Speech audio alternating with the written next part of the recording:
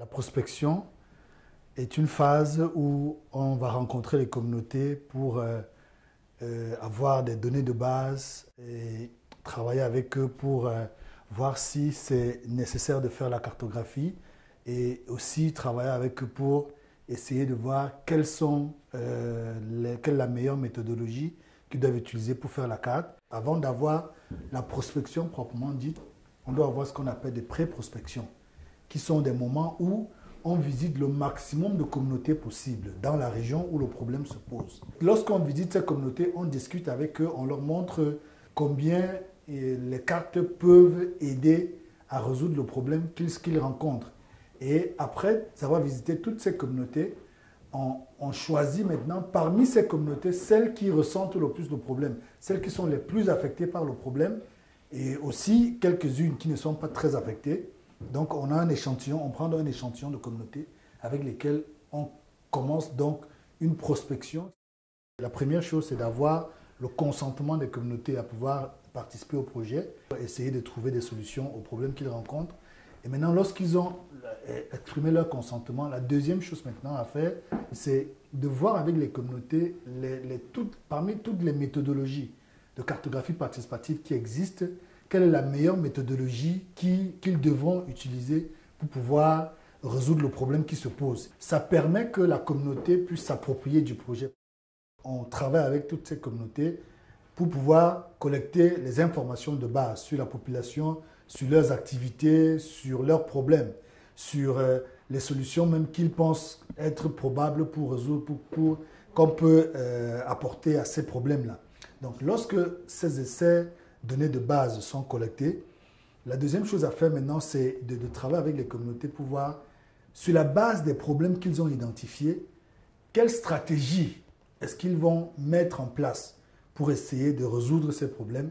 Et la carte ne constituera qu'un élément de toute cette stratégie, toute cette grosse stratégie qu'ils vont mettre en place pour résoudre le problème qu'ils rencontrent. Donc ce travail devrait être fait pendant la prospection.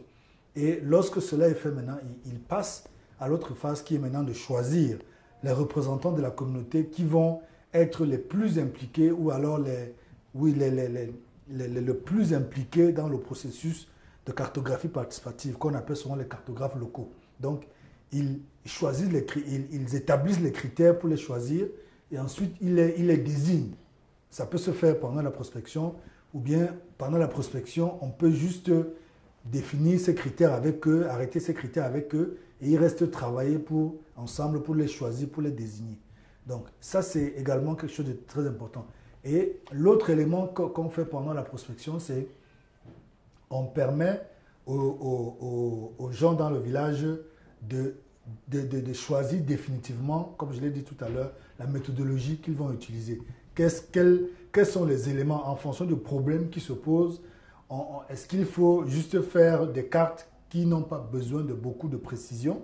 Ou alors est-ce qu'il faut aller jusqu'au système d'information géographique pour avoir des cartes avec géoréférencées et qui vont maintenant permettre de faire des réclamations beaucoup plus accrues et beaucoup plus pointues.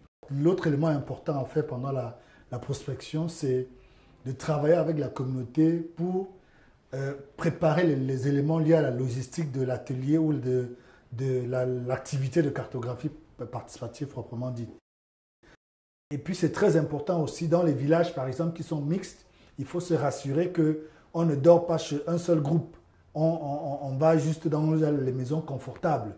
Il faut s'assurer qu'on se disperse dans tous les groupes pour permettre que tous les groupes se sentent impliqués, pour permettre que tous les groupes sentent que leur point de vue, eux aussi, sont considérés dans le processus. Les périodes les plus indiquées pour faire les descentes sur le terrain.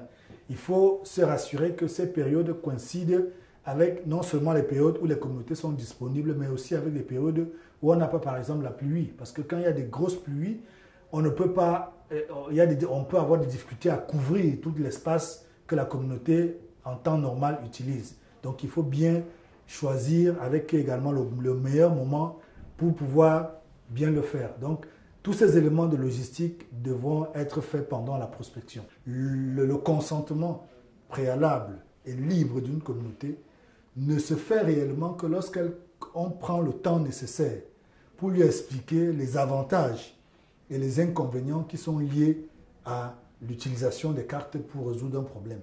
Lorsqu'elle comprend cela, on a eu des cas où les communautés disent non, nous ne sommes pas prêts à travailler avec vous pour produire des cartes pour résoudre nos problèmes. On préfère le résoudre autrement. On a eu des cas comme ça. Et vraiment, il ne faut pas forcer. Il faut pouvoir dire si c'est votre choix, on le respecte et on ne le fait pas. Et il y a d'autres cas où les communautés disent vraiment, ça c'est ce que nous attendions.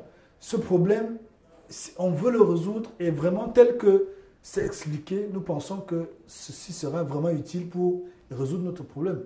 Généralement, il faut se rassurer que les communautés comprennent que la carte et toutes les informations qui vont être collectées constituent un outil important et puissant pour pouvoir les aider à résoudre leurs problèmes.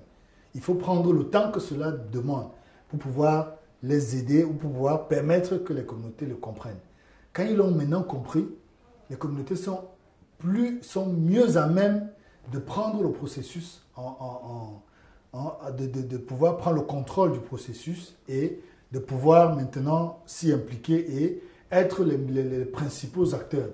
Et ça, c'est un autre élément qui montre que les communautés ont véritablement exprimé leur consentement, c'est qu'ils ne devront pas être simplement des participants. Les communautés devraient être on doit tout faire pour non seulement utiliser les meilleures technologies qui permettent aux communautés de pouvoir les utiliser, mais aussi trouver le temps et toute la patience nécessaire pour les aider à maîtriser ces technologies et à pouvoir les utiliser pour être eux-mêmes les personnes qui parlent de leurs problèmes en utilisant les cartes qui vont être et les autres outils qui vont être produits à la fin.